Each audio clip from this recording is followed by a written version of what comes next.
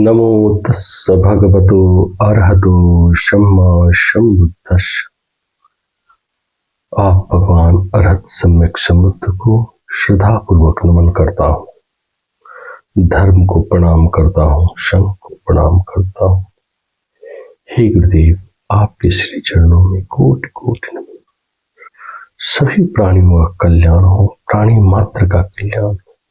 लोक लोकांतर में रहने वाले जितने भी प्राणी हैं सबका कल्याण हो, सबका भला हो, सभी सुखी हो, सभी शांत। चुल्ल वेदल सुत, यह गंभीर देशना भिक्षुणी धम्म दिन्ना के द्वारा उपासक विशाख को दिया गया है। भिक्षुणी धम्म दिन्ना पूर्व समय में उपासक विशाख की धर्म पत्नी थी। बाद में चल के उपासक से पूछ के भिक्षुणी हो गई। चुल्ल वेदल सुत, ऐसा मैंने सुना, एक समय भगवान राजगृह के बेणुवन के कलंदक निवाप में विहार करते थे। तब उपासक विशाख जहां धम्म दिन्ना भिक्षुणी थी वहां गया। जाकर धम्म दिन्ना भिक्षुणी को अभिवादन कर एक ओर बैठ गया। एक ओर बैठे उपासक विशाख ने धम्म दिन्ना भिक्षुणी से यह कहा, आर्य सत्काय सत्काय कहा जाता है। आर्य, भगवान ने किसे सत्काय कहा है?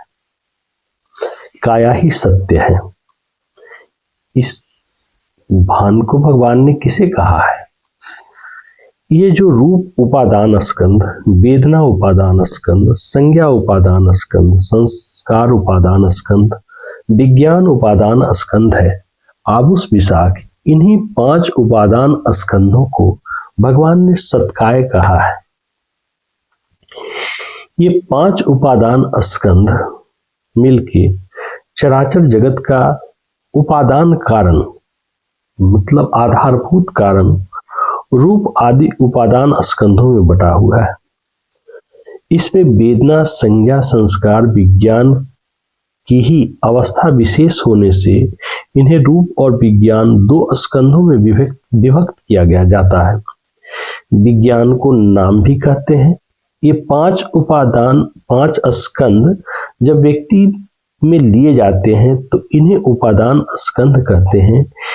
इन स्कंधों से परे जीव या चेतन कोई पदार्थ नहीं। 5 उपादान स्कंधों से बनी इस काया में सत्ता है। आत्मा की यह मिथ्या ज्ञान होता है, इसे ही सत्काय कहा जाता है। साधु आर्य, कह उपासक विशाख ने धम्म दिन्ना भिक्षुणी के भाषण का अभिनंदित किया। धम्म दिन्ना भिक्षुणी से आगे का प्रश्न पूछा, अय्या सत्काय समुदय कहा जाता है। अय्या, भगवान ने किसे सत्काय समुदय कहा है? आबुस विशाख, जो यह सुख संबंधी इच्छा से संयुक्त उन विषयों को अभिनंदन करने वाली आवागमन की तृष्णा है, जैसे कि काम तृष्णा, भव तृष्णा, विभव तृष्णा। आबुस विशाख, इसी को भगवान ने सत्काय समुदय कहा है। अर्थात सत्काय का उत्पाद, यह भव तृष्णा, काम तृष्णा, विभव तृष्णा, यह सत्काय का समुदय, उत्पत्ति के मूल हेतु कहे गए हैं। अय्या सत्काय निरोध कहा जाता है। अय्या, भगवान ने किसे सत्काय निरोध कहा है? आबुस विशाख, उसी तृष्णा को जो संपूर्णतया वैराग्य, विनाश, त्याग, प्रतिनिसर्ग, मुक्ति, अनालय है। आबुस विशाख, इसे भगवान ने सत्काय निरोध कहा है। अय्या, सत्काय निरोध गामिनी प्रतिपद कहा जाता है। अय्या, भगवान ने किसे सत्काय निरोध गामिनी प्रतिपद कहा है? आबुस विशाख, भगवान ने सत्काय निरोध गामिनी प्रतिपद कहा है।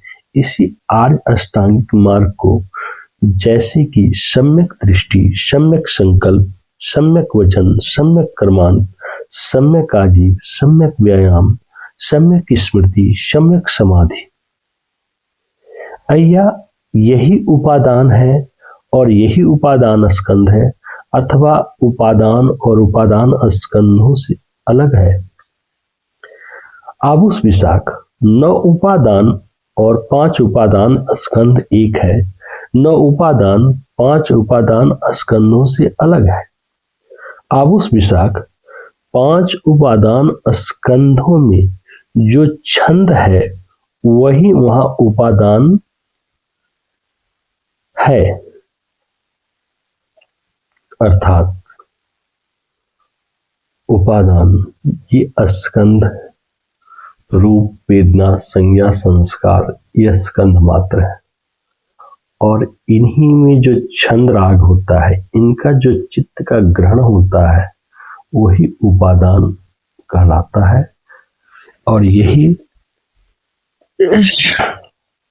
ग्रहण करना उपादान स्कंध होता है। कैसे यह सत्काय दृष्टि होती है? आबुस विशाख जब आर्यों के दर्शन से वंचित, आर्य धर्म से अपरिचित, आर्य धर्म में अविनीत, सत्पुरुषों के दर्शन से वंचित, सत्पुरुष धर्म से अपरिचित, सत्पुरुष धर्म में अविनीत, अज्ञ अनारी पुरुष को रूप को आत्मा के तौर पे या रूपवान को आत्मा में रूप में आत्मा को देखता है, वेदनाओं को आत्मा के तौर पे, संज्ञा को आत्मा के तौर पे, संस्कार को आत्मा के तौर पे, विज्ञान को आत्मा के तौर पे। इस प्रकार आबुस विशाख कैसे सत्काय दृष्टि होती है? यह दृष्टि जो इन सारे उपादानों को मम के रूप में, मेरे के रूप में देखता है, आत्मा के तौर पे देखता है, वही सत्काय दृष्टि उत्पन्न होती है। क्या है यह आर्य अष्टांगिक मार्ग? आबुस विशाख आर्य अष्टांगिक मार्ग यही है: सम्यक दृष्टि, सम्यक संकल्प, सम्यक वचन, सम्यक कर्मान, सम्यक आजीव, सम्यक व्यायाम, सम्यक स्मृति, सम्यक समाधि। अय्या आर्य अष्टांगिक मार्ग संस्कृत है या असंस्कृत? आबुस संस्कृत है। अय्या आर्य अष्टांगिक मार्ग में तीनों स्कंध संग्रहित है या तीनों स्कंधों में आर्य अष्टांगिक मार्ग संग्रहित है? आबुस विशाख आर्य अष्टांगिक मार्ग में तीनों स्कंध संग्रहित नहीं है।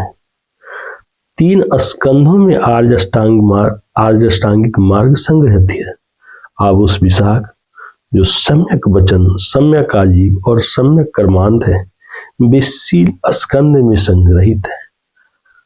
जो सम्यक व्यायाम, सम्यक स्मृति और सम्यक समाधि है वे समाधि स्कंध में संग्रहित है। जो सम्यक दृष्टि और सम्यक संकल्प है वे प्रज्ञा स्कंध में संग्रहित है। ये 3 स्कंध हैं: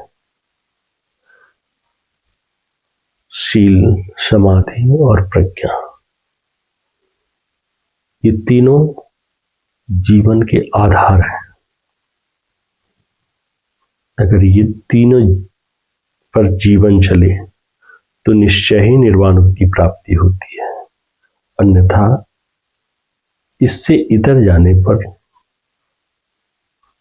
फिर सम्यक मार्ग का प्राप्ति नहीं होता है। अय्या क्या है समाधि? क्या है समाधि निमित्त? क्या है समाधि परिष्कार? और क्या है समाधि भावना? आबुस विशाख जो चित्त की एकाग्रता है वही समाधि है। 4 स्मृति प्रस्थान समाधि निमित्त है। 4 सम्यक प्रधान समाधि के परिष्कार हैं। जो उन्हीं धर्मों का सेवन करना, भावना करना, बढ़ाना है वही समाधि भावना है। अय्या संस्कार कितने हैं? आबूस विशाख ये 3 संस्कार हैं, काय संस्कार, वचन संस्कार, चित्त संस्कार। अय्या, क्या है काय संस्कार, क्या है वचन संस्कार, क्या है चित्त संस्कार? आबूस विशाख आश्वास प्रश्वास काय संस्कार है, वितर्क विचार वचन संस्कार है, संज्ञा और वेदना चित्त संस्कार है। क्यों यह आश्वास प्रश्वास काय संस्कार है, क्यों वितर्क विचार वचन संस्कार है, क्यों वेदना संज्ञा चित्त संस्कार है? आबूस विशाख आश्वास प्रश्वास एक काया से संबंध कायिक धर्म है, इसलिए आश्वास प्रश्वास काय संस्कार है। आबूस विशाख पहले वितर्क करके विचार करके पीछे वचन निकलता है, इसलिए वितर्क विचार वचन संस्कार है। आबूस विशाख संज्ञा और वेदना चित्त से संबंध चैतसिक धर्म है, इसलिए संज्ञा और वेदना चित्त संस्कार है। अय्या, कैसे संज्ञा वेदित निरोध समापत्ति होता है? आबूस विशाख संज्ञा वेदित निरोध को समापन्न हुए भिक्षु को यह नहीं होता मैं संज्ञा वेदित निरोध को समापन्न होऊंगा, मैं संज्ञा वेदित निरोध को समापन्न हो रहा हूं, या मैं संज्ञा वेदित निरोध को समापन्न हुआ, बल्कि उसका चित्त पहले ही से इस प्रकार भावित होता है कि वह उस स्थिति को पहुंच जाता है। अय्या, जो संज्ञा वेदित निरोध में समापन्न हुआ है उससे कौन से धर्म पहले निरुद्ध होते हैं? क्या काय धर्म या वचन संस्कार या चित्त संस्कार?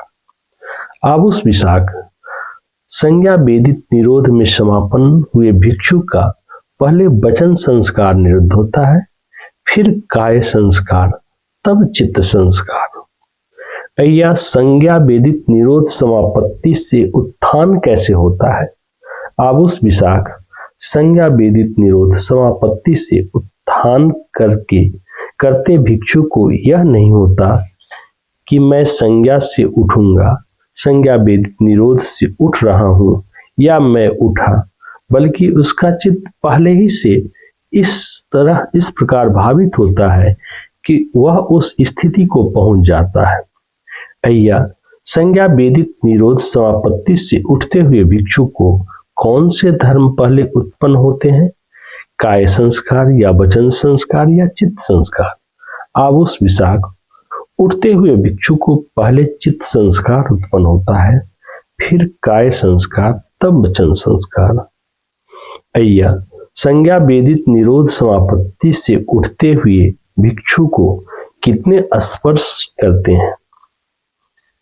3 स्पर्श करते हैं, शून्यता का स्पर्श, अनिमित स्पर्श, अप्रणिहित स्पर्श। अय्या, संज्ञा वेदित निरोध से उठे हुए भिक्षु का चित्त किधर निम्न, किधर प्रवण होता है, किधर झुका होता है?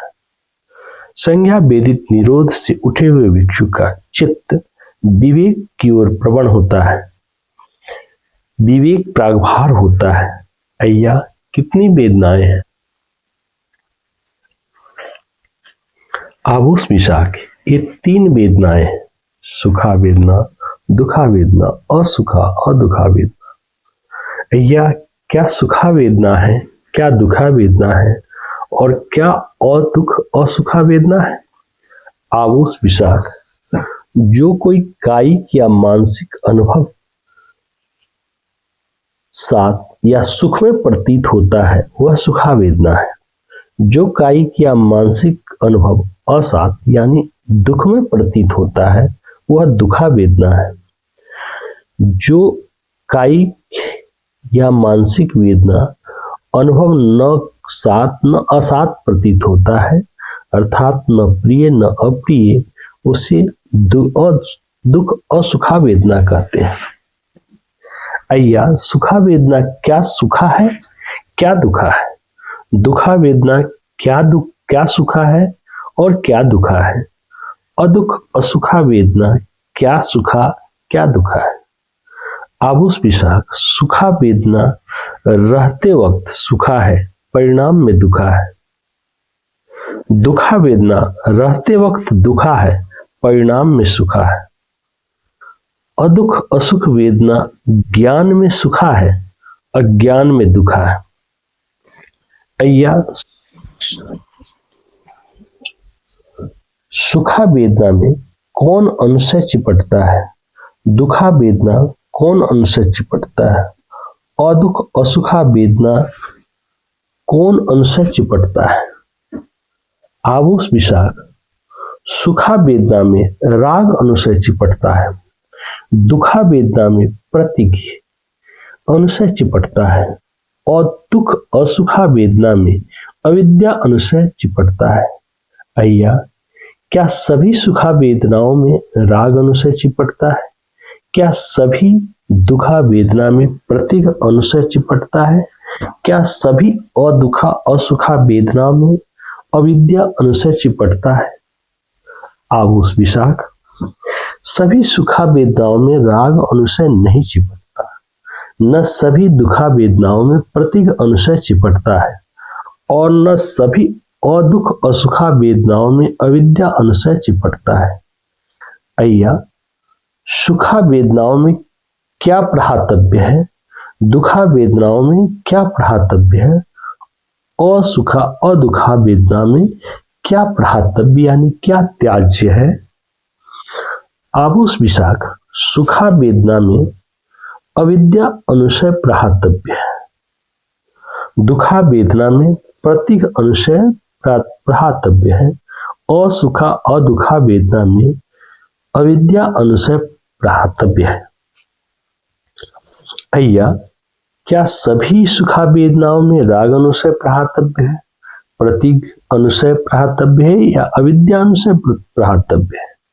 आबोस विशाख सभी सुखा वेदनाओं में राग अनुशय प्रहातव्य नहीं है, प्रतीक अनुशय प्रहातव्य नहीं है।